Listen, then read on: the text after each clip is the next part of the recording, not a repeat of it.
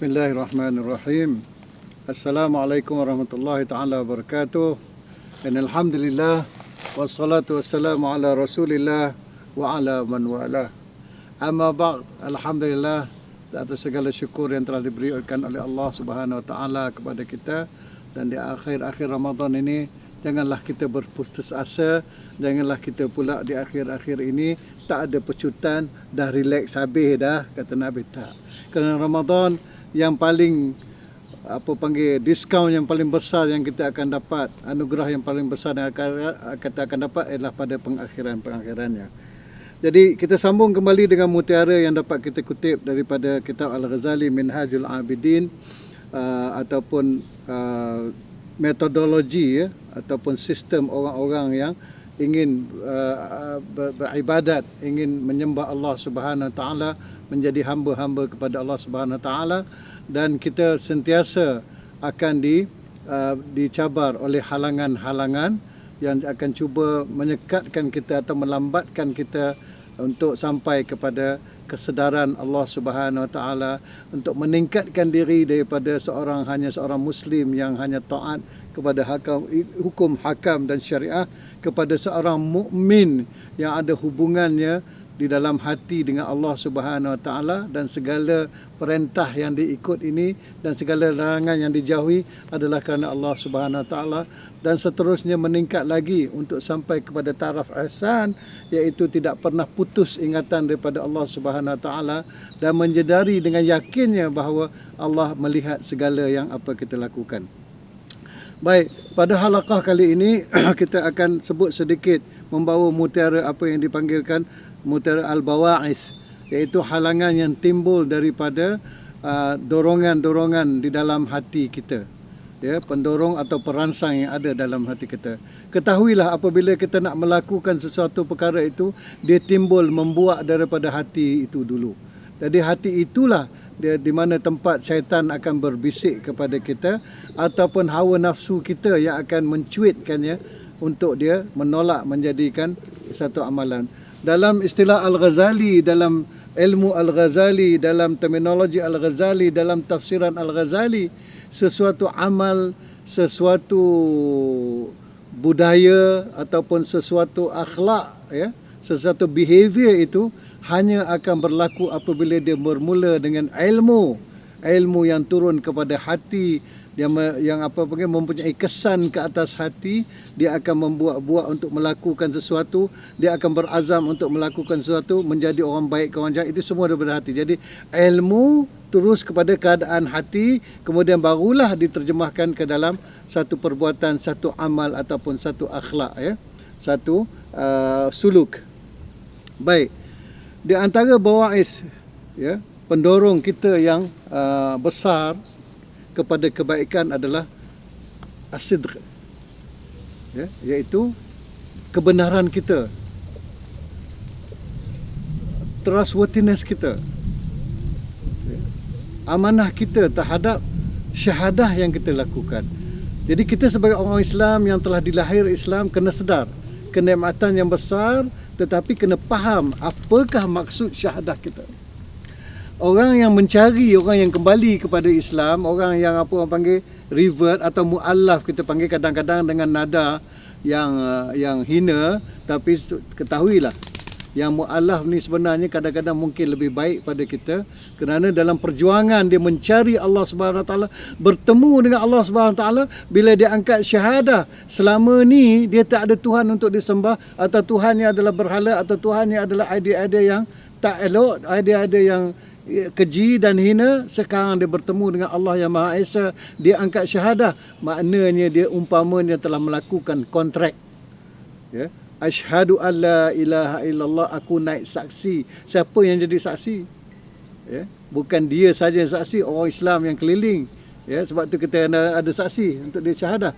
Tetapi saksinya malaikat dan Allah Subhanahu Wa Taala Rabbul Izzah, daripada atas takhta dia, hamba dia kembali kepada dia. Ya Allah, Jibril, malaikat, Mikail, Rafail, Israel, engkau tengok ni, dia balik ke aku.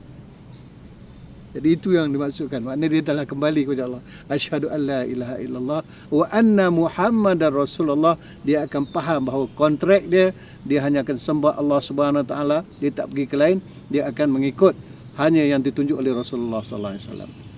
Kita yang lahir mungkin tak melalui detik kita terpaksa mengenali Allah Subhanahu Wa Taala. Ya, kita telah dilahir dalam Islam, kita melakukan amal ibadat secara fizikalnya. Biarlah sekarang ni kita hidupkan pelita zaman dulu dah, kita hidupkan lampu dynamo dalam hati kita ni supaya berkait kembali dengan Allah Subhanahu Wa Taala, iaitu membenarkan syahadah kita itu as-sidq. Misal as-sidq, ya, misal as-sidq sebagaimana yang dibawa oleh dalam Al-Quran tu sendiri, ya. Masa ketika nak perang Tabuk, ya, pada tahun kesusahan tu, ya, orang-orang Islam ni ramailah yang nak pergi kepada Rasulullah bagi taat setia, dan mereka nak berjihad dengan Rasulullah.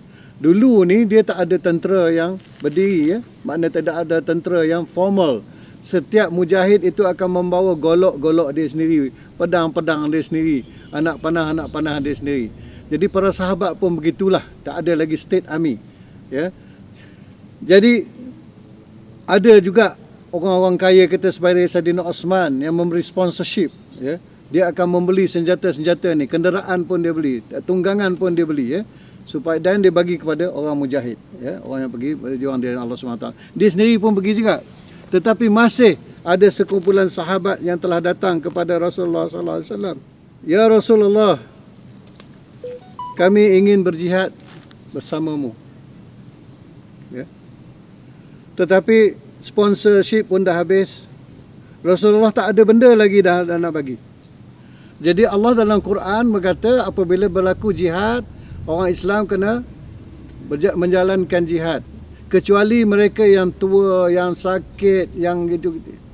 Dan mereka ini, iaitu mereka yang telah datang kepada Rasulullah dengan sidq, dengan kebenaran nak pergi berjihad, tapi tak ada alat-alat perang. Dan bila Rasulullah SAW berkata, minta maaf saudaraku, dah habis dah, tak ada lagi dah kelengkapan. Jadi tak boleh pergi kalau tak ada senjata. Sebab apa? Membunuh diri, ya, tak ada dah kelengkapan. Tengok keadaan mereka. Wala 'alal ladzina idza ma atauka litahmilahum qulta la ajidu ma ahmilukum alaih. Dan tidak juga dosa ini berlaku ke atas mereka yang telah datang kepada kamu untuk memohon pergi jihad dan memberi senjata kepada mereka, dan kamu telah berkata, minta maaf, aku tak ada apa yang boleh aku beri dari sudut senjata. Tawallaw wa a'yunuhum tafidu minad dam'i hazana alla yajiduna ma yunfiqun. Mereka akan berpaling, tawallau, dan mata mereka digenangi air mata kesedihan kerana kamu tidak mempunyai apa yang mereka inginkan, iaitu senjata.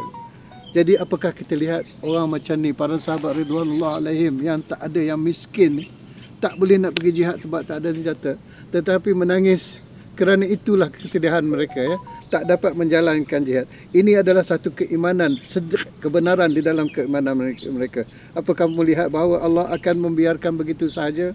Tidak, ya. Rasulullah SAW telah bersabda selepas kejadian ini, memberitahu kepada para sahabat mereka sekalian, askar tentera Islam yang telah nak bergerak, wahai saudaraku, sesungguhnya kita tinggal di belakang kita di Madinah satu kaum, tidak ada sesuatu pun wadi yang kita lalu, dan tidak ada sesuatu pun laluan yang kita lalu kecuali mereka bersama kita, ya. Tetapi mereka dikekang oleh keuzuran mereka itu. Jadi mereka pun mendapat pahala, Allah akan bagi di atas kesidq ataupun kebenaran mereka itu. Yang kedua, di antara bawais adalah keikhlasan. Bagaimana kita ketahui, ikhlas ini adalah satu perkara yang amat mulia dan satu perkara yang bermula kepada segala-galanya dari sudut penerimaan Allah Subhanahu Wa Taala. Allah telah berfirman, "Wa ma umiru illa liya'budullah." Mereka tidak diperintah kecuali untuk menyembah Allah Subhanahu Wa Taala mukhlishina lahuddin, ikhlas di dalam kehidupan mereka di atas lunas-lunas agama, di atas agama, bukan untuk benda yang lain, semata-mata untuk Allah Subhanahu Wa Taala. Wabillahi taufiq wa hidayah. Wassalamualaikum warahmatullahi taala wabarakatuh.